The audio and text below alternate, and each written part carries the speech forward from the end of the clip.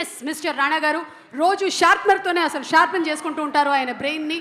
Yes చెప్పండి, మీరు ఆ రోజుల్లో కంబైన్డ్ స్టడీస్ ఎలా చేసేవాళ్ళు, ఎవరితో చేసేవాళ్ళు? కంబైన్డ్ స్టడీస్ అంటే సోలోగా చదవలేదండి, కంబైన్డ్ ఎక్కడ వస్తుంది? ఎప్పుడైనా సరే మనలాంటి స్టూడెంట్స్ సోలోగా ఏం చదవలేరు, ఎవరో ఒకళ్ళని పెట్టుకోవాలన్నమాట పక్కన. నేనండి కంబైన్డ్ రామ్ చరణ్తో చేసేవాడిని. కంబైన్డ్ బాగా కంబైన్డ్ స్టడీస్ చేశాను. ఎలా ఉండేది ఆ కంబైన్డ్ స్టడీస్? అంటే ఎంతవరకు అంటే అంతవరకు చదువుకున్నామండి ఇద్దరం. అది ఎంతవరకు అంటే పంజగుట్ట వరకా లేకపోతే? లేదు, యూసఫ్ కూడా వరకు అండి. ఓకే, అంటే ఆ చదువుల్లో ఎప్పుడైనా గోడ దూకడాలు అలాంటివి కూడా ఏమైనా జరిగాయా? లేదు, దూకడాలు లేదండి. అంటే కిటికీ ఎలా దూకుతాడు రాణా గారు? పట్టరు ఆయన కిటికీలో. యాక్చువల్లీ అది కరెక్టే అండి, ఎందుకంటే కంబైన్డ్ స్టడీస్ అని చెప్పి కిటికీ గ్రిల్ తీసేసి బయటికి దూకేసి వెళ్ళిపోయేవాళ్ళం.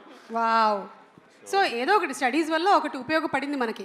కిటికీలు తీయడం ఎలా తెలుసు? కార్పెంటరీ నేర్చుకున్నానండి. Very good very good. అంటే స్టడీస్ వల్ల ఏదో ఒక ఉపయోగం అయితే ఉండాలి కదా. ఓకే.